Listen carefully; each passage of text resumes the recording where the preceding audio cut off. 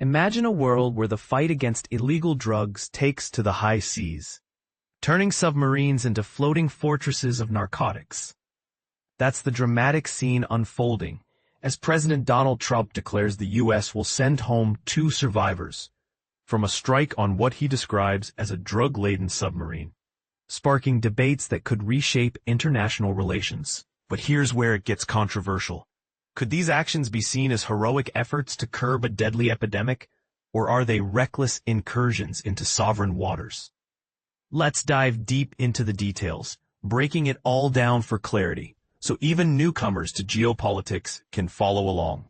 President Trump took to social media to announce that the United States plans to repatriate the 2 individuals who made it through a recent attack on a vessel he labeled a drug-carrying submarine.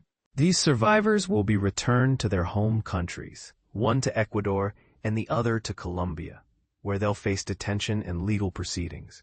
According to Trump's statement, 2 others perished in the incident, and U.S. intelligence reportedly verified that the submarine was packed primarily with fentanyl and various other illicit substances.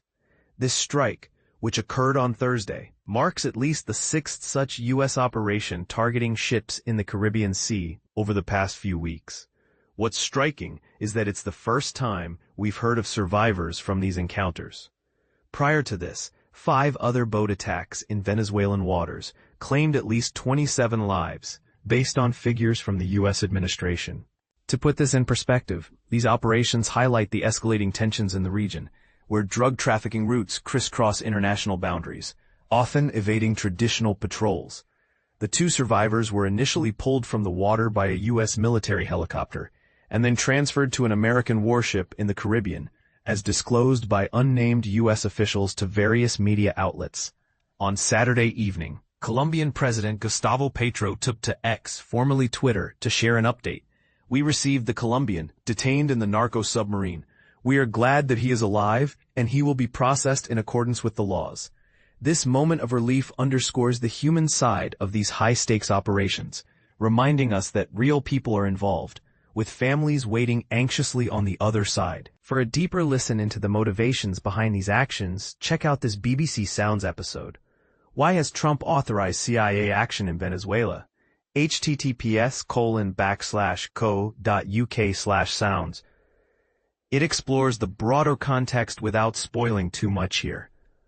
Over recent weeks, Trump has intensified his rhetoric against Venezuela's government, accusing them of flooding the U.S. with drugs.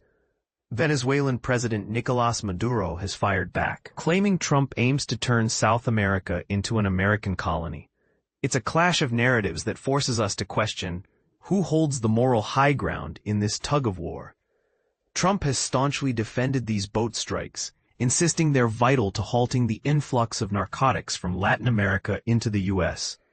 However, his administration hasn't released evidence or specifics about the ships involved or the identities of those aboard. In a post on Truth Social, Trump expressed pride. "It was my great honor to destroy a very large drug-carrying submarine that was navigating towards the United States on a well-known narco-trafficking transit route. The 2 surviving terrorists are being returned to their countries of origin, Ecuador and Colombia, for detention and prosecution." He also noted that no American military personnel suffered injuries, framing the operation as a clean victory. Earlier in the week, Trump elaborated that the submarine in question was built specifically for the transportation of massive amounts of drugs. He emphasized, "This was not an innocent group of people. I don't know too many people who have submarines, and that was an attack on a drug-carrying, loaded submarine." This perspective paints the strike as a necessary strike against organized crime. But it raises eyebrows, and this is the part most people miss, about the lack of due process for those targeted. Critics aren't holding back. UN-appointed human rights experts have branded these U.S. strikes as extrajudicial executions, a term that implies unlawful killings without trial. Meanwhile, Trump has revealed he authorized the CIA to carry out covert operations in Venezuela, and is contemplating direct attacks on Venezuelan territory. It's a bold escalation that begs the question: where do we draw the line between national security and international law? To understand the vessels at the center of this storm, Let's clarify what these narco-subs are all about. Essentially, they're homemade submarines designed for smuggling drugs across oceans, often built from fiberglass and plywood to stay under the radar. They can carry enormous loads, think tons of narcotics, and are frequently scuttled after delivery to erase evidence. This innovation in crime has become increasingly popular because traditional detection methods struggle against them. For instance, coastal nations like the US and others have intercepted several such subs in the past, sometimes leading to massive busts that uncover not just drugs, but the ingenuity and dangers of modern trafficking networks. As we wrap up, it's clear this situation is far from black and white. On one hand, Trump's actions could be applauded as proactive measures against a fentanyl crisis that's devastating communities.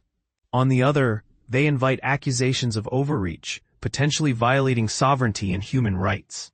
What do you think? Is this a justified crackdown on drug lords, or a slippery slope toward unchecked power? Do these strikes deter crime, or do they inflame tensions that could lead to broader conflicts? Share your opinions in the comments. I'm curious to hear if you side with Trump's approach, or see a different path forward.